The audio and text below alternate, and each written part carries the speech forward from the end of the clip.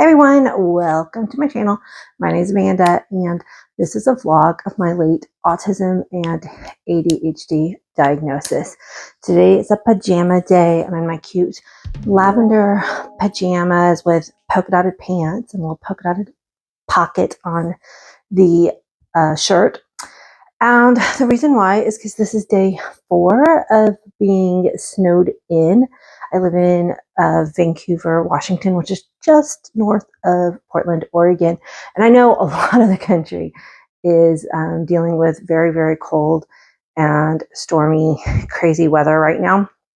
The funny thing is that even though we have a very high latitude where I live, our city isn't equipped to deal with snow and ice days very well because we actually don't get that much snow here because the West Coast is, we're right next to the ocean, which brings in warmer temperature. And then the Cascade Mountain Range is on our east. So we're in this like little temperate forest rain bubble, temperate rainforest bubble is what I was trying to say. And so our winters are actually very similar to the ones that I experienced when I used to live in Dallas, Texas. It was one of the reasons why I was okay with moving here a little over a decade, sight unseen, when my husband got a job here. He got a job here, and let me tell you, moving cross country when you've never even visited that city, much less that part of the country at all, was absolutely nerve-wracking. But my husband, again, this was like over a decade ago. That's crazy to say that. Anyway, he had gotten laid off and he had a really good opportunity to move up here. And he actually moved and he had corporate housing while I stayed back in Texas with my twins, who were 4 at the time, to try to sell the house. And we thought it was going to be like 2 or 3 months, and it ended up being 6 months. It was so long, and this was all before me or my kids were diagnosed with autism or ADHD. And it was a long 6 months, and I only got to see him a couple of times during that time, which, interestingly enough, I moved in March. So I moved, it was still pretty wintry here when we finally moved. And I'd come up to visit him and I'd gone house hunting. And that was like my first time to visit the part of the country that I was going to move to. But again, it's so funny because, I was autistic but didn't know it. And one of the things that autistic people tend to do is we will deep dive into research. And thank goodness for the internet, because I was like Googling weather patterns and like, what is the weather going to be like? Because I assumed, because it was Washington, and I had a great aunt who lived in Spokane, and I'd seen pictures where her house was completely like covered in snow. And I'm like, I'm not moving to Washington. There's no way. If y'all know anything about me, I hate being cold. And so I thought all of Washington would get snow like the pictures I saw of my aunt. But Spokane is on the other side of the mountains. Those mountains keep where I live just mostly snow-free. But about once a year, we will get a snowfall, and it, shuts down the city quite often, which also happens in Dallas, because Dallas will get snow or an ice storm once every year or two, and it'll shut down the city for a couple of days. So I was used to that. And that's the thing. Like, I Googled it. The temperatures are pretty much the same. We get a lot more rain. Actually, Dallas gets, I think, more rainfall than we do. They just get it in downpours. And in Vancouver, this was at least 10 years ago. I mean, weather patterns have changed a little bit. Vancouver, typically, we would get misty type of rain for more days than Dallas does. But so I moved up here and I love it. But being in a snowstorm, well, and it's not even really a snowstorm. That was the thing. Like last week, leading up to it, the weather reports and people were like, oh, it's going to be a big snowstorm. And it really wasn't. On Saturday, it kind of snowed throughout the day, and then it iced. and the temperatures have been very, very low for us. And the reason why things shut down is because our city infrastructure doesn't have snow plows. So my street, I can't get out of my neighborhood because my street is like an ice rink right now. I keep pointing because I've got the window over here and I'm looking out at the street, and the street's like a big ice rink right now. And so if I was to back out my car, it'd be like, so they really try to limit who drives. I was supposed to have 2 doctor's appointments. I had a dentist appointment for myself and a occupational therapy appointment for my son this morning. And both of those got canceled, and schools are canceled. And this is all for like 2 inches of snow and ice, just because, again, our city isn't equipped for it. But one thing I want to talk about was like how, being autistic, how the whole weather event has kind of affected me. In the past, I would get a lot of anxiety when I knew a storm was approaching. And I still did this time too, because especially when you're waiting for it to come, you don't know what may or may not close. If you have appointments, you're like, do I need to cancel? Is it going to be safe to drive? Are they going to cancel on me? And change of routine is very difficult for autistic people. And so that uncertainty of like what's going to be open and what isn't leading up to it is very frustrating. And then like yesterday, I thought today would be good to go to my appointments. And then when they called to cancel, I was really surprised. But yep, nothing has melted off yet. And so I'm glad they ended up canceling, because it would have been dangerous for me to try to get out of my neighborhood. So yeah, having things just cancel on you, and it's just, as an autistic person, I like my certainty and routine. Also, again, because I knew it was coming, I was able to get plenty of groceries. But again, looking at the weather report, I thought that I'd be able to get out by Wednesday. And so, which is tomorrow for me. And so I was hoping to be able to go to the grocery store again tomorrow. I have plenty of food, but we're getting low on some of our comfort or safe foods. Even though I did try to stock up extra, and then we still have there's still some of those foods that like, I want you, it's just ones you always go for. And some of those are perishable things. Like my kids are big into eating fruit. So I bought a lot of fruit. But it goes by so fast. Like my kids will eat, like, even though if I buy extra fruit, it seems like they eat more fruit. Like I can't keep fruit in my house enough. And I will always get comments whenever I talk about things like this. They're like, stock up. I don't know what it is about my brain. I think it might be pathological demand avoidance. I have never been able to be a person who is a prepper.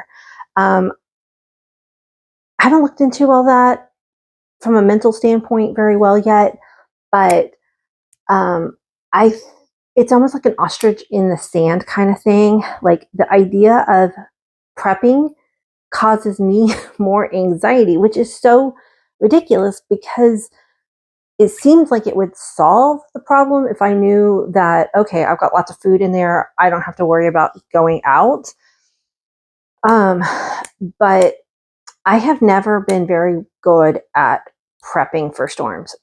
It's something that I keep trying to work on. But again, it causes me anxiety to have more than what I need in the house. It's a kind of a weird one. I don't know many other people who are like me in that. It seems like more people are of the mindset of hoarding, not even, I don't mean hoarding in a bad way, but just like prepping or having the extras of the things that they want and need in their homes.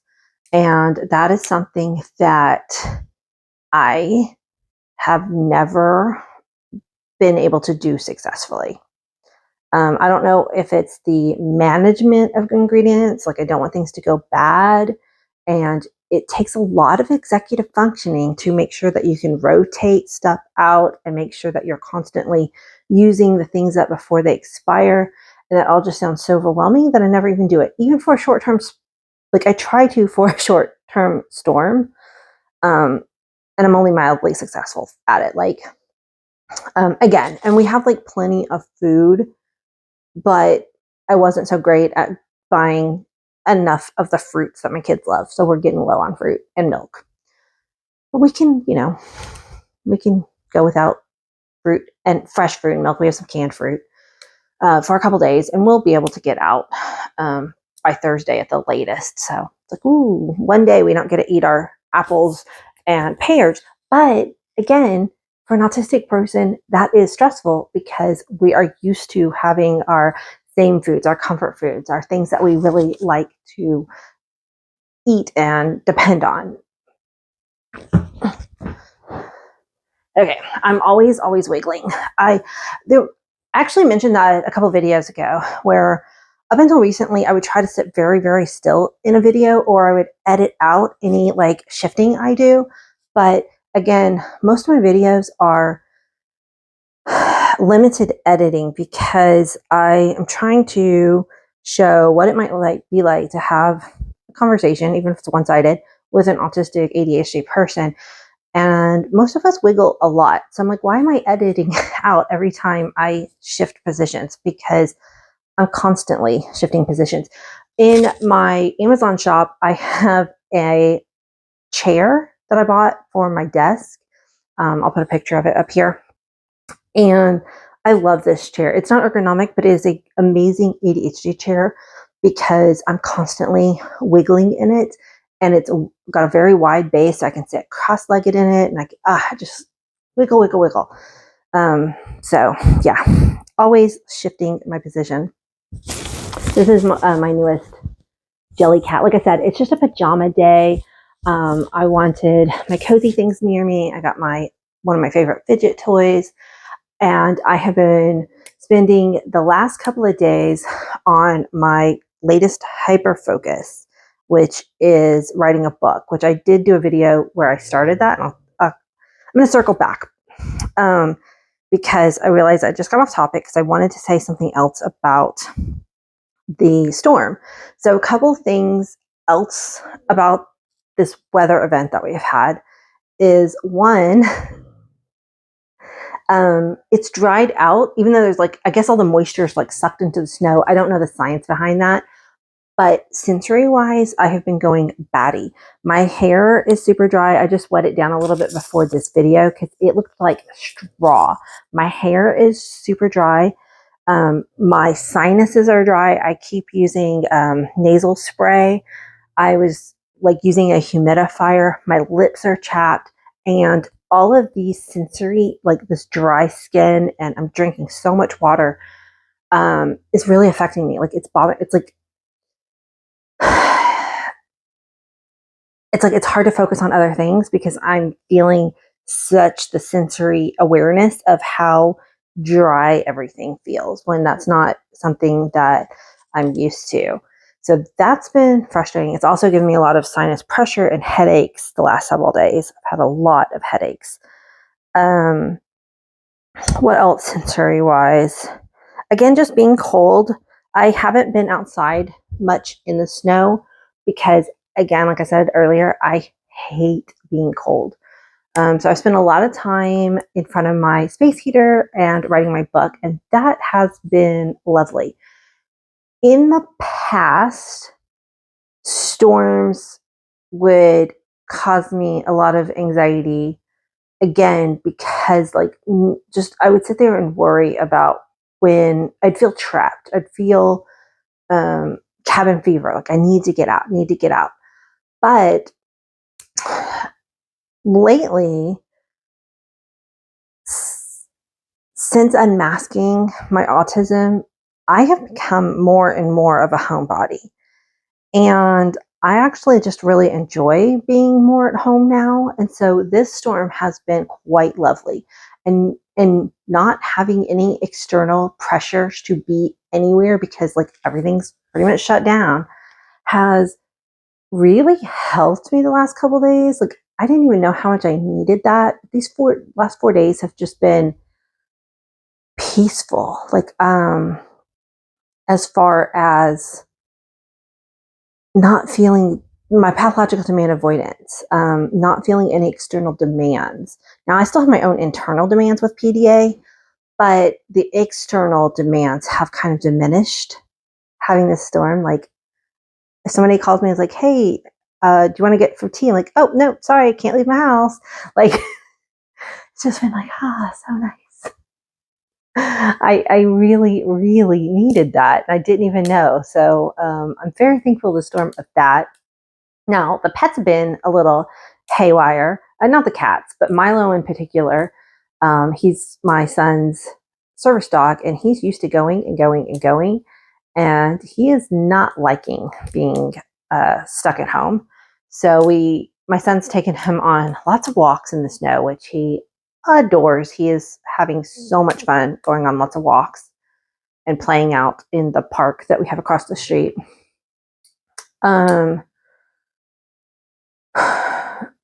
But he's been a handful.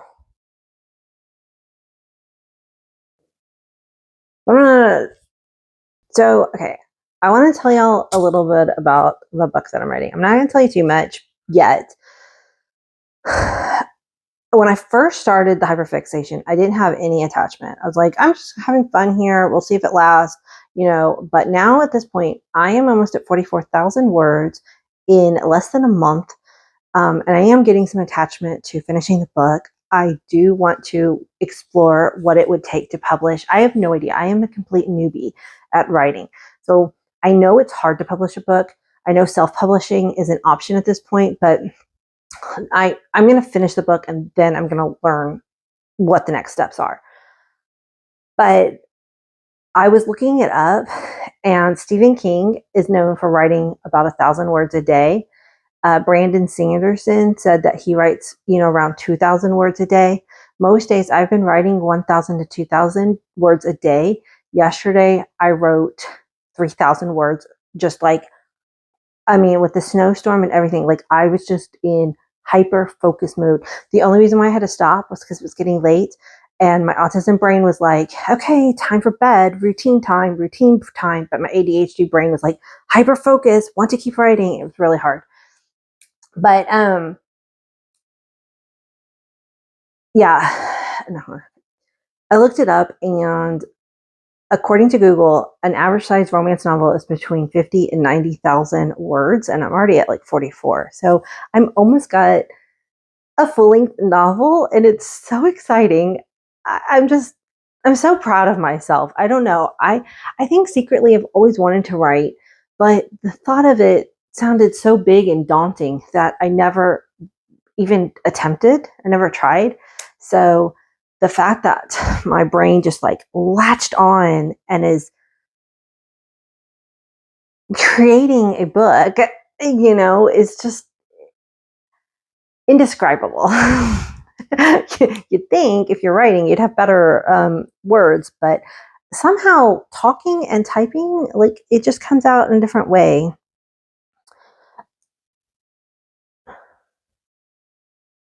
To give you a little idea about what my book is going to be about, for anybody who's interested, it is going to be a disability affirming. It's fiction, but I'm so passionate, as y'all know, about disability advocacy. So of course I wanted to write that into my fiction book. I want to normalize a disabled person and a disabled romance. So, but, I've always really enjoyed kind of fantasy romance novels too. I love a lot of genres, but this book idea just popped into my head, so I went with it. And so that's why I incorporated some fantasy elements with the vampires, but it is disability affirming. I've got characters with autism and DID, which is dissociative identity disorder. And I don't know. I think it's gonna be fun. I hope people will like it. I'm enjoying the story. I think it's really interesting. I don't know if other people will. And I'm a long way away from a point where I'm going to investigate how to publish, but it's my current hyper focus, and I'm very excited to follow it through. And like I said in that first video, I wasn't originally attached to completing it, but I am starting to feel that attachment. And also, the last thing I'm going to add is in therapy yesterday, I was processing like this whole writing, even though it's fiction, has been very cathartic for me. A lot of things came up as I'm writing the book that I've been talking about through therapy that I don't think I would have challenged myself to if it hadn't been for the book. And one of those things is it's a romance novel. And so I was talking about a sex scene in the book. And I was trying to decide what kind of romance novel do I want to write? Did I want to write one that had a sex scene or not? And that became very, very interesting because I love reading romance novels, and I also love seeing other women who are so sex positive and have no qualms about talking about sex openly.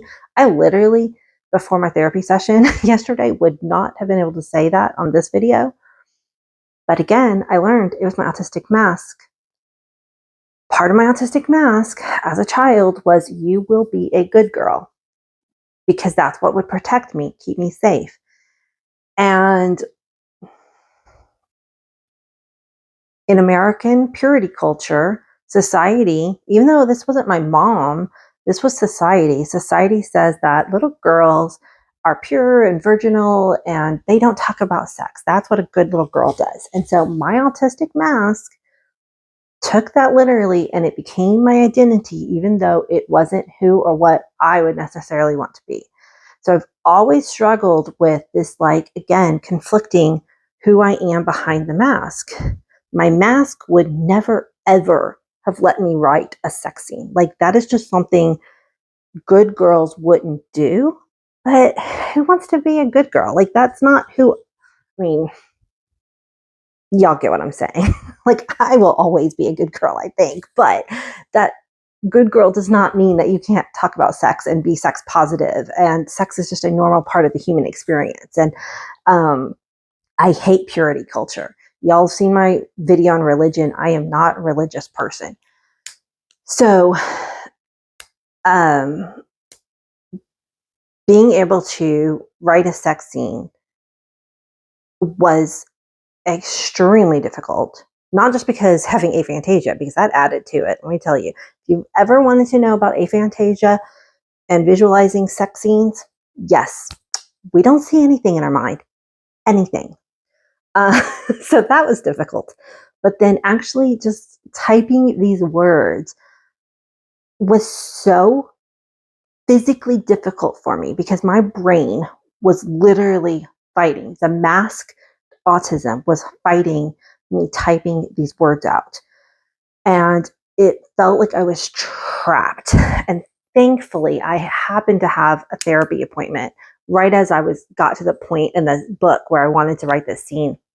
And so I talked about it with my therapist, and we figured out it was the mask. And as soon as I figured out what was causing this internal struggle for writing, it was, again, like I broke free from it. My mask is continually shattering, even a year later.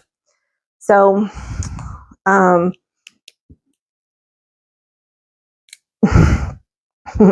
like I've said over and over and over, undiagnosed autism, undiagnosed ADHD is trauma. Nobody should have to live hidden behind a mask that their brain created as a child to keep them safe in the world. We should be able to be who we need to be in the world. If I had gotten diagnosed 10, 20, 30 years ago, I'm 44 now, I feel like I would have been limitless. Like, my mask limited my self-expression in the world. And so now I'm breaking free of that. I did not expect this video to get that long. I did not know I was going to talk about this. But guys, that's my Amanda's Rambles. Sometimes it just feels right, and so I keep going. So if you're still here at the end of the video, I really appreciate it. It's not always easy things to talk about, but I think it's important things. And I hope that me sharing my experience in a very, very, very vulnerable way, in my PJs, no less,